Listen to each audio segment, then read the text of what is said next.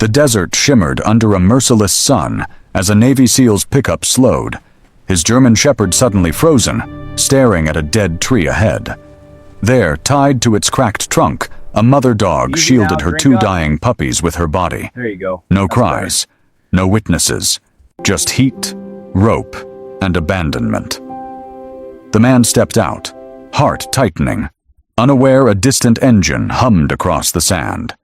That pause, between leaving and staying, was the moment everything began to change.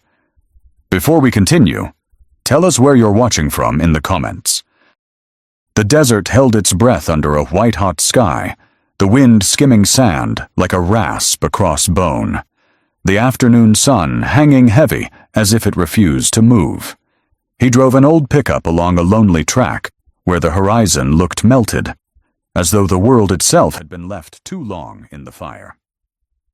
The man was a Navy SEAL in his mid-30s, tall, broad-shouldered, built from years of endurance rather than ease. His dark brown hair was clipped short in the simple military way, and a neat, close beard traced a sharp jaw that seemed carved by habit. There was a calm to him that didn't feel peaceful, more like disciplined silence, something learned after too much noise, too much loss, too many nights when the body came home, but the mind stayed elsewhere. He wasn't chasing anything. He wasn't running from anyone either. He told himself that anyway. He had been out of uniform long enough to know the truth. Sometimes a man drives into empty places because emptiness can't ask questions. The desert didn't care who he used to be. It didn't care about the names he still carried like stones in his chest. It just existed, vast, indifferent, honest in its cruelty. That honesty was strangely soothing. In the passenger seat sat his German Shepherd, a black and tan dog around 6 years old, large-chested and steady-eyed, the kind of dog that moved with quiet purpose. His ears were upright and alert, his amber gaze tracking the land as if reading a language no human could see. A faint scar stretched along one shoulder, pale against darker fur, an old reminder that loyalty sometimes costs skin. The dog rarely barked. He didn't waste sound. He watched, listened, judged, and only then decided what mattered. The man trusted that judgment the way he once trusted teammates. Wordless, complete. Heat shimmered off the hood. The pickup rattled softly over hard-packed sand. The man's hand stayed light on the steering wheel, but his eyes never stopped scanning. Old habits didn't die. They simply learned how to live quietly. He told himself he was here to clear his head, but the truth sat behind his ribs. Quiet could be a kind of loneliness, and loneliness could feel like punishment when you'd survived what others hadn't. As the sun neared its brutal peak, the German Shepherd changed. Not dramatically, just enough. His head lifted, his body stiffened, his tail lowered. No bark, no growl, no panic. He simply stopped breathing for a second, the way a living creature does when it senses something that doesn't belong. The man eased off the gas. The pickup slowed. Dust drifted behind them in a thin veil. "What is it?" he murmured, not expecting an answer. The dog's eyes were locked forward. Then the man saw it. A single dead tree in the distance, twisted and bare, standing alone like a forgotten warning. Out here, a tree was an oddity. Not impossible, but wrong in the way a door left open at night feels wrong. The man pulled over, the tires crunching in the sand. He shut off the engine. Silence fell so hard, it felt like a weight. When he stepped out, the heat struck him like a hand pressed to the face. He squinted toward the tree. The German Shepherd hopped down, moving with measured control, then stopped beside him, as if waiting for permission that wasn't spoken, but understood. Together they walked. As they got closer, shapes formed at the base of the trunk, dark against pale sand. The man's pace slowed. Something in his stomach tightened. Not fear exactly, but recognition. He had seen helplessness in too many places. It always looked the same. no matter the country, no matter the reason. A German shepherd mother was tied to the tree. The rope around her neck was rough and tight, biting into fur. She was young, maybe 3 years old, but exhaustion had aged her. Her black and tan coat was dull with dust. Her ribs showed faintly under her sides. Her ears flicked back and forth, half alert, half drained. Her eyes were deep brown, glassy with thirst and strain, and when she saw him, her body tensed in a protective curl that forced what little strength she had into one purpose: shield the pups. 2 puppies lay pressed to her belly beneath the tree's thin shadow. They were small, their bodies too still, the kind of stillness that makes a heart speed up. One pup's tongue was pale and dry, its chest rising in shallow, uneven breaths. The other's paws twitched faintly, as if dreaming of water. Their fur looked sun-baked and dusty, and their whimpers were so weak they barely existed. The mother dog didn't lunge. She didn't snap. She simply pulled tighter around her puppies and stared at the man, as if trying to decide whether he was the end of the story or the beginning of a different one. The German shepherd beside the man remained silent, posture straight, eyes on the mother, not challenging, just present, steady, as if telling her, "You are seen." The man crouched slowly a few feet away, careful not to rush the space between them. His face didn't change much. Years had taught him how to keep expression locked behind calm. But inside, something shifted. It wasn't the loud anger of a younger man. It was a colder ache, the kind that settles in when the world repeats the same cruelty in new costumes. He studied the rope, the way it had been tied with intention. He looked at the mother's neck where the fibers had rubbed raw. He looked at the pup's sunken sides. This wasn't an accident. This wasn't someone losing a dog. This was leaving. He swallowed, feeling the old conflict rise, the part of him that wanted to act instantly, and the part that knew acting blindly could make things worse. He had learned in war that saving lives was rarely heroic. It was usually patient, precise, quiet. He shifted his weight in the sand, keeping his hands visible, his posture low. The mother dog's breathing quickened, then steadied again. Her eyes stayed on him. And then he heard it. At first it was nothing more than a vibration, so distant it could have been his imagination, a low hum swallowed by wind. He froze, head turning slightly, listening. The German shepherd beside him tilted his ears toward the far horizon. The sound came again. An engine. Not from the road behind them, from somewhere out in the open desert, hidden by heat shimmer and distance. It wasn't loud, but it was real. The man stood slowly, eyes narrowing toward the rippling line where sand met sky. The air wavered like water. The dead tree cast a thin, sharp shadow. The mother dog pressed closer to her pups, as if she understood that sound more intimately than anyone should. The man's throat went dry. He didn't know if the engine was coming closer or moving away. In the desert, sound played tricks, but the timing was too perfect to ignore. He looked back at the rope, looked at the pups, looked at the mother's eyes that held fear, yes, but also something else, a terrible familiarity, like she had been here before and had learned what usually happens next. Sand lifted in a sudden gust, stinging his cheeks. The engine's hum lingered, then faded, then returned like a heartbeat trying to decide whether to stop.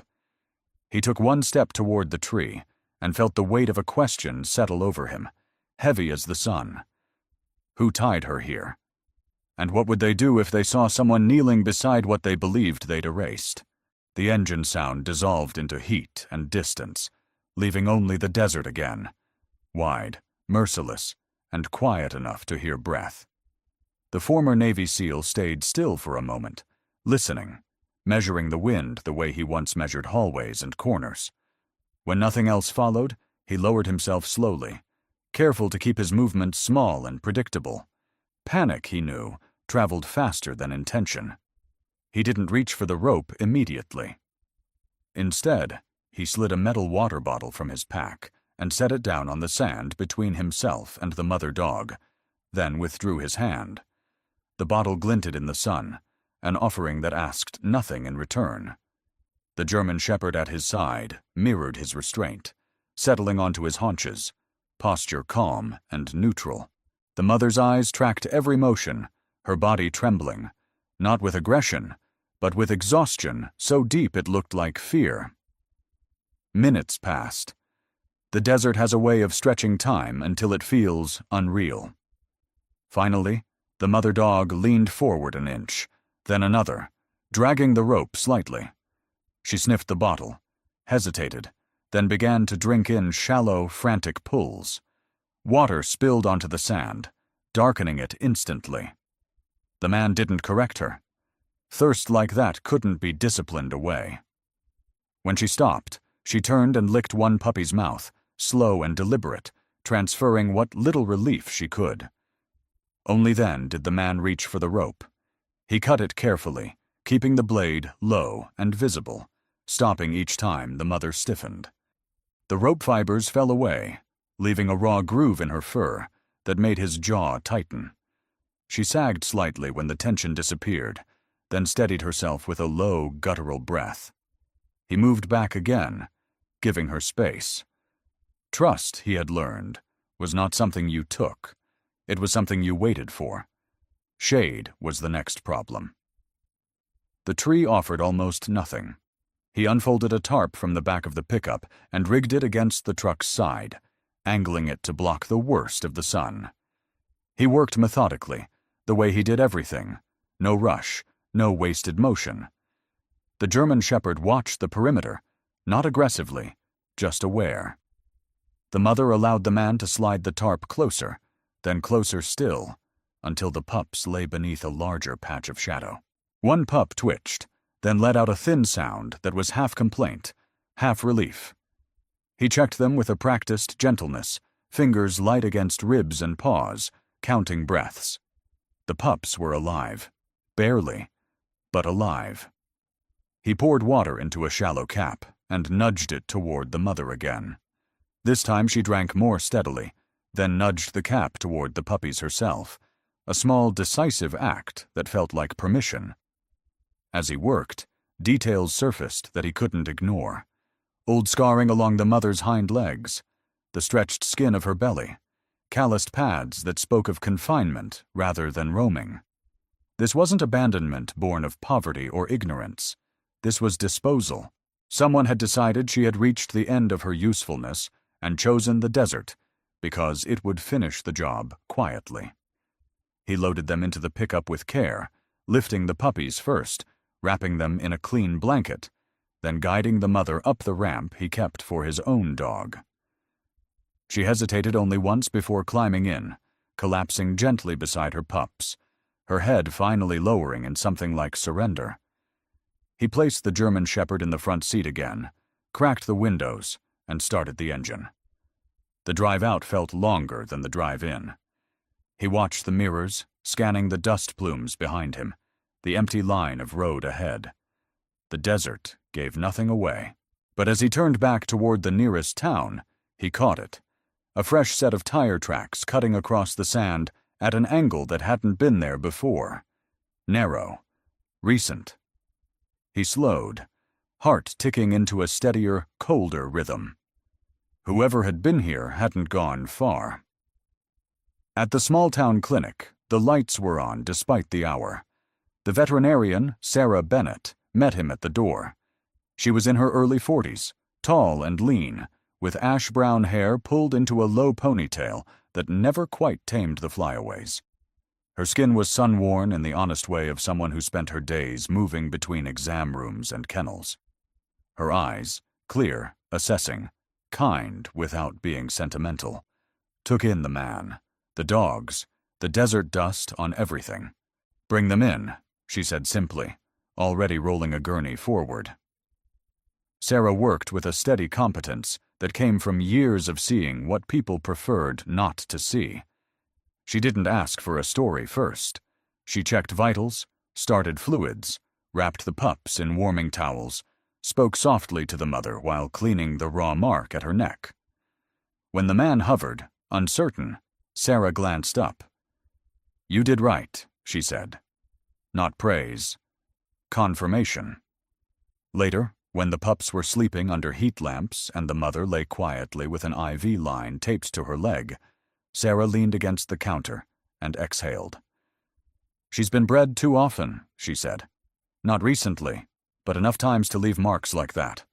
Whoever had her knew what they were doing, and when she stopped producing, they dumped her." Her mouth tightened. "The puppies are dehydrated, but they're fighters." The man nodded. He didn't tell Sarah about the engine sound or the tire tracks yet. He watched the mother dog breathe, slower now, deeper. Relief, he knew, could be dangerous if it made you careless. He took them to a small rental on the edge of town that night, a place with cracked tile and a working heater, nothing more. He set up a temporary pen in the living room, placed water and food just within reach, then sat on the floor a few feet away, back against the wall. His German shepherd lay at the doorway, head up, eyes half-lidded, the picture of calm vigilance. The mother dog pressed her body around her pups, her breathing evening out, the first real sleep she'd likely had in days. Outside, headlights swept briefly across the front window, then moved on. A vehicle rolled past once, then again. The man didn't move. He listened. When the sound finally faded for good, he stayed where he was, counting breaths that weren't his. By morning, he knew two things with a certainty that settled deep and solid. First, the dogs would live. Second, whoever had left them would notice they were gone. And he had no intention of letting the desert be the last witness. Morning arrived pale and cautious, the desert light softened by a thin veil of dust that hung in the air like memory. The former Navy SEAL woke before the sun cleared the low buildings of the town, a habit that had outlived its usefulness, but not its grip. He lay still for a moment, listening.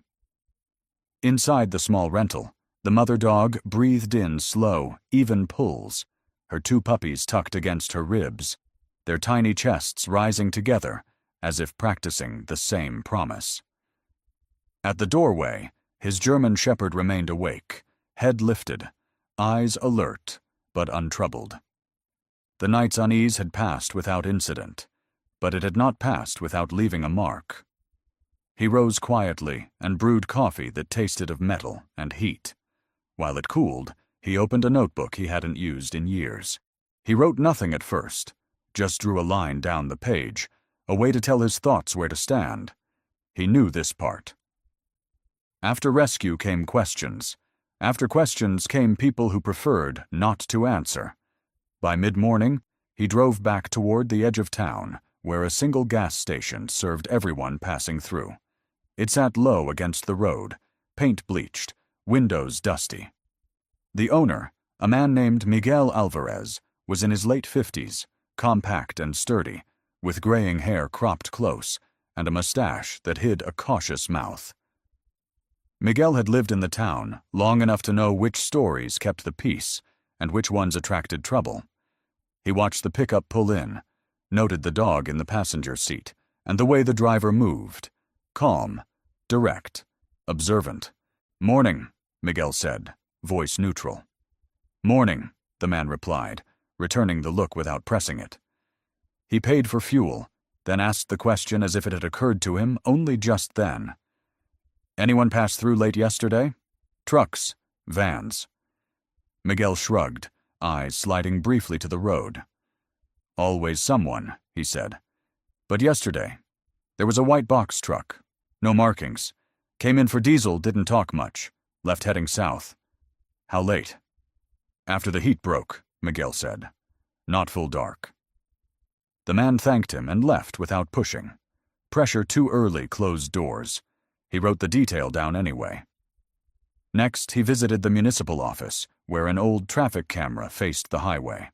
The clerk on duty, Elaine Morris, was in her early 60s, thin and tidy, with silver hair pinned neatly at her nape, and reading glasses that perched low on her nose.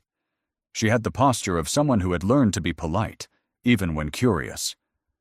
When he asked about footage, she hesitated, then nodded. "Most of it's outdated," Elaine said, "but sometimes you catch something." They did. The grainy footage showed a white box truck passing through town the evening before, headlights dimmed, a partial plate obscured by dust. It paused at a stop sign longer than necessary, then continued south, toward the stretch of desert where the dead tree stood. He thanked Elaine and left her with the same quiet courtesy. People noticed courtesy. It made them remember you later. In the afternoon, he met Sarah Bennett again at the clinic. She looked tired, the kind of tired that came from carrying other people's emergencies without complaint. She had changed into a clean blouse, pale blue, sleeves rolled.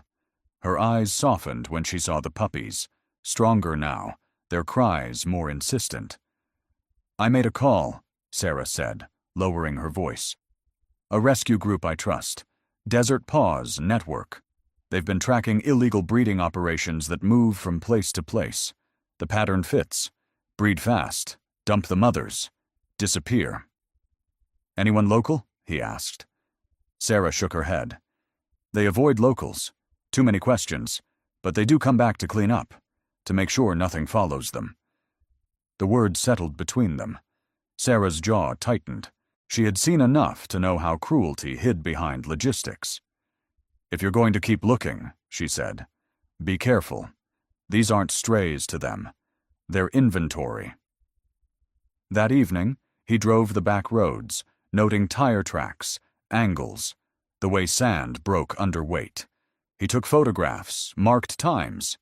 He called an old contact from his service days, a man named Daniel Ross, early 40s, lean and sharp-eyed, now working with a regional animal welfare task force.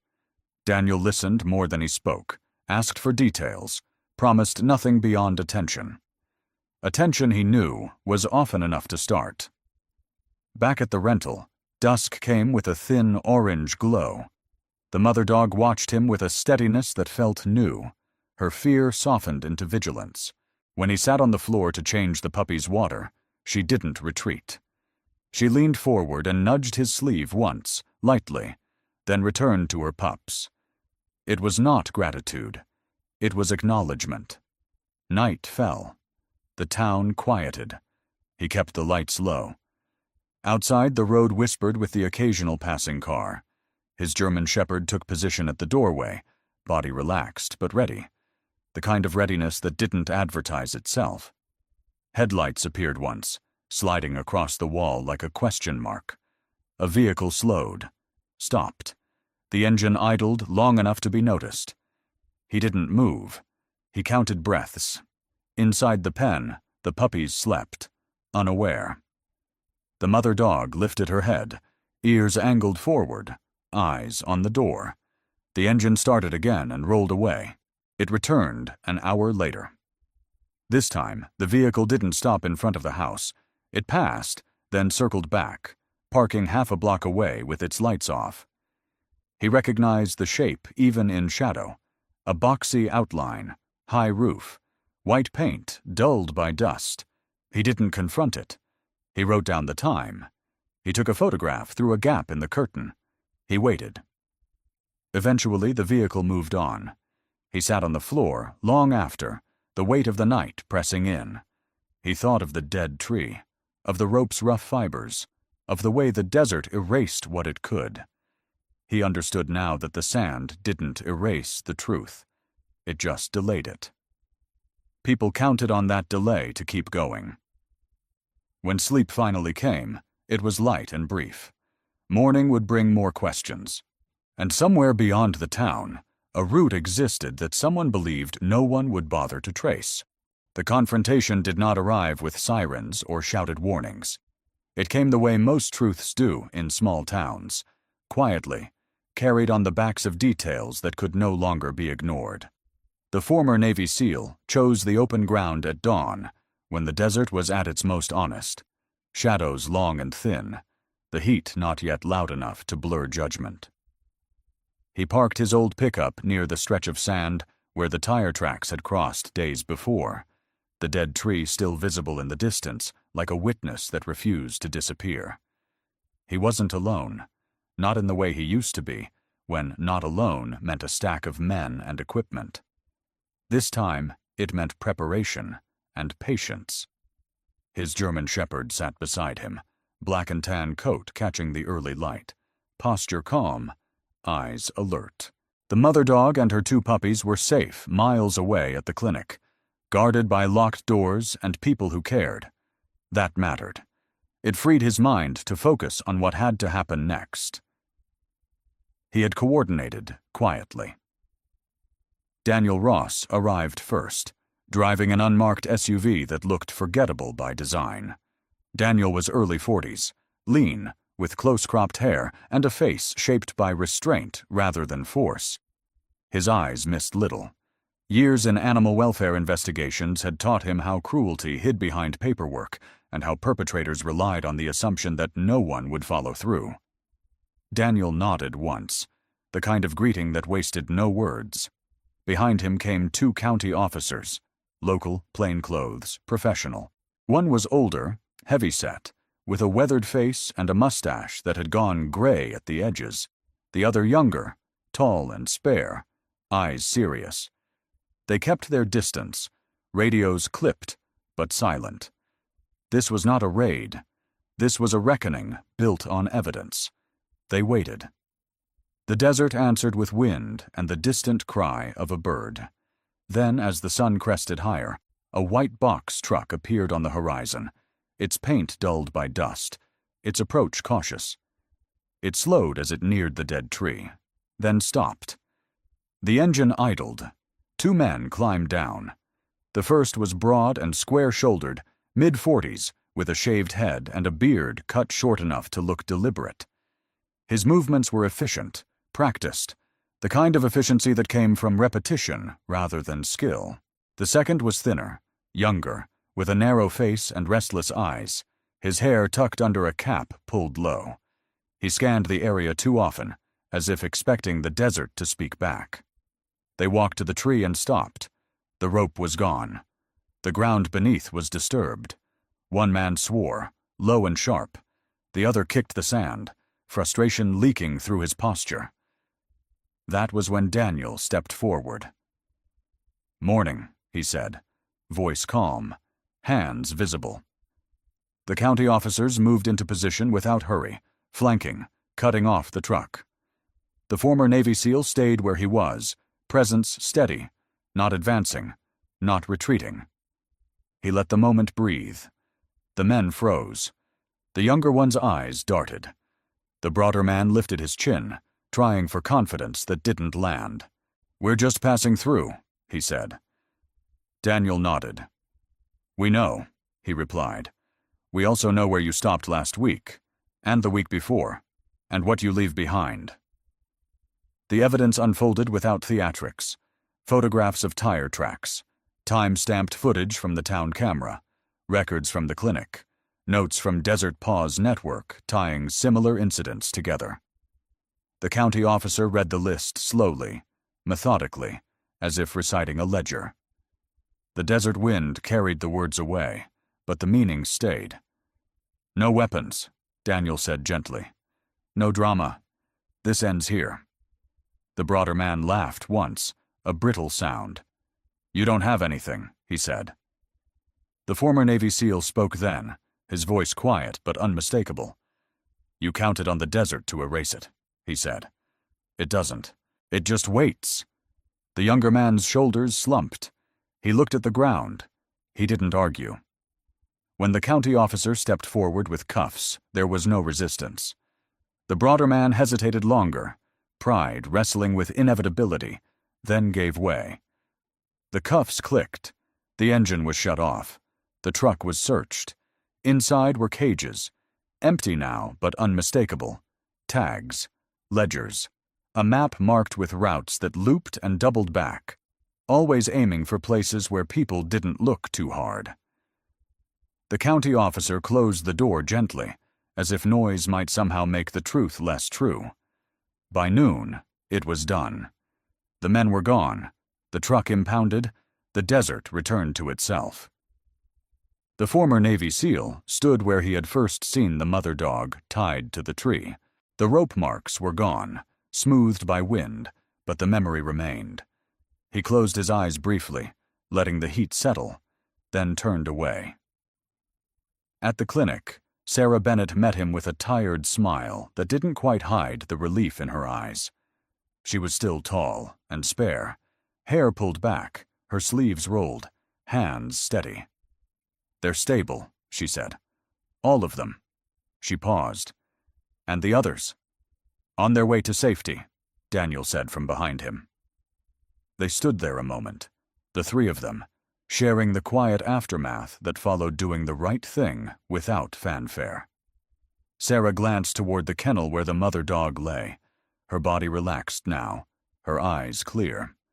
One puppy rolled clumsily toward the other and bumped noses, the small absurdity of life continuing. Outside, the desert stretched on, unchanged and yet different. It had not protected the men who relied on its silence. It had not hidden the truth long enough. And for the first time since he had stopped his truck on that lonely road, the former Navy SEAL felt something ease in his chest. Not victory, not pride, but the simple knowledge that the line had been held. The desert changed its voice when morning came. The wind was softer now, moving not like a blade, but like a hand brushing sleep from the land's eyes. Sunlight poured across the low buildings at the edge of town, touching roofs, fences, and the narrow road that led to the small rescue center rising almost quietly from what had once been an abandoned storage lot. Nothing about it was grand. That was its strength. The former Navy SEAL stood near the gate, hands resting loosely at his sides, watching the day begin. He looked the same as always, tall, broad-shouldered, his posture calm and balanced, dark hair kept short, beard trimmed without vanity. But there was a subtle difference now, one that didn't show in muscle or stance. His eyes, once fixed on distant horizons as if waiting for something to break, had softened. Not careless, just present. Beside him sat his German shepherd, still disciplined, still quiet, but no longer scanning every shadow. The dog's ears were relaxed, his breathing slow, his amber eyes tracking movement with curiosity instead of calculation. Time had done its work here. So had safety. Across the yard, the mother dog lay stretched out beneath a young tree that had been planted only weeks earlier. Its leaves were small and stubbornly green, held in place by a simple wooden frame and a length of twine that would be removed once the roots took hold. The symbolism was unintentional, but no one missed it. The mother's coat had thickened again, black and tan shining in the sun. The raw mark around her neck had faded to a pale scar, barely visible beneath regrown fur. She watched her puppies with a calm that bordered on contentment. The puppies were no longer fragile bundles of bone and thirst. They were clumsy now, all legs and enthusiasm. One, bolder, quicker, charged at a rolling tennis ball with reckless confidence. The other followed more cautiously, stopping often to look back at their mother, as if checking that joy was allowed. Their bellies were round, their eyes bright. Life had returned to them not as a miracle, but as a steady accumulation of ordinary care. Sarah Bennett crossed the yard, carrying a clipboard, her long stride easy, her posture relaxed in a way it hadn't been months earlier. She was still tall and lean, ash-brown hair pulled back in a practical knot, her sun-worn skin marked by long hours of work rather than neglect. Today she wore a light jacket instead of scrubs, pale green, the sleeves rolled up. She smiled when she saw the puppies tumble into each other, the smile of someone who had learned to recognize progress without needing applause. "They're gaining weight right on schedule," she said, stopping beside him. "Temperaments look good. Curious, social. She's a good mother." He nodded. She always was. Sarah glanced at him, then back at the dogs. "You could have left after the arrests," she said quietly. A lot of people would have. He considered that. The truth was complicated, but the answer wasn't. I didn't stop because I was looking for something to do, he said. I stopped because I saw something that shouldn't have been there. Once you see that, you don't really get to unsee it. The rescue center had grown without announcement. A few kennels, a shaded exercise area, a storage room converted into a modest office. It wasn't a charity gala kind of place. It was built on donated lumber, long days, and the quiet commitment of people who understood that prevention was kinder than reaction. Desert Paws Network had helped with permits and training. Daniel Ross checked in weekly, his messages brief and precise. The county officers stopped by occasionally, not as overseers, but as neighbors. Late that afternoon, a small group gathered near the gate. No cameras, no speeches, just people.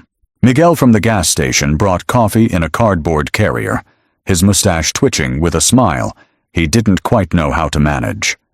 Elaine Morris arrived with a stack of neatly typed forms she insisted would make things easier later. A retired couple from the next town over brought blankets sewn from old quilts, the fabric soft and uneven, each square carrying a history of its own. The former Navy SEAL watched them from a distance, uncomfortable with attention, but grateful for presence. He didn't step forward to claim credit. He moved where he was needed, lifting a crate, fixing a latch, showing a volunteer how to read a dog's body language before reaching out. His voice stayed low. His movement stayed patient. He had learned long ago that leadership wasn't about being seen first. It was about being steady when others arrived. As the sun lowered, he walked the fence line with his German shepherd, checking gates, making sure nothing could snag or trap a curious paw. The desert beyond the fence stretched on, unchanged, a reminder that not everything could be fixed, but some things could be protected. Under the young tree, the mother dog rose and approached him. She moved without hesitation now, her gait easy. She stopped a foot away and sat, head tilted slightly, eyes level with his. There was no submission in the gesture, no demand, just presence. He crouched and rested his hand briefly against her shoulder, feeling solid warmth beneath his palm. She accepted the touch, then turned back to her puppies, satisfied. The moment passed without ceremony. That was how real endings often looked, quiet, unremarkable to anyone who hadn't been there at the beginning. As evening came on, the light shifted, painting the yard gold. The puppies collapsed in the grass, exhausted by their own joy. Sarah locked the clinic door and joined him at the fence. "You're staying?" she asked, not as a challenge, but as a question that respected choice. "Yes," he said. It felt right to say it aloud. She nodded once. "Good." The wind moved through the young tree's leaves, a soft, persistent sound. No ropes, no cages, no urgency disguised as care. Just space, time, and watchfulness. The former Navy SEAL leaned against the fence, his German shepherd settling at his feet. Beyond them, the desert remained what it had always been, vast, unforgiving, indifferent. But inside the fence, something different had taken root. Not heroism, not redemption, just responsibility, practiced daily. And sometimes, that was enough. Sometimes miracles don't arrive with thunder or fire from the sky. Sometimes they come quietly, through a man who chooses to stop, a mother who refuses to give up, or a life that survives when it should not. In a world that often feels harsh and indifferent, God still moves through ordinary moments, through compassion, through courage, through hands willing to act when others walk away. This story is not just about a Navy SEAL or 3 rescued dogs. It's about the reminder that every act of kindness, no matter how small, is seen, and that love, when chosen, can become a miracle. If this story touched your heart, share it with someone who needs hope today. Leave a comment and tell us where you're watching from. Subscribe to the channel to keep these stories alive. May God bless you, protect you, and remind you every single day that your compassion matters.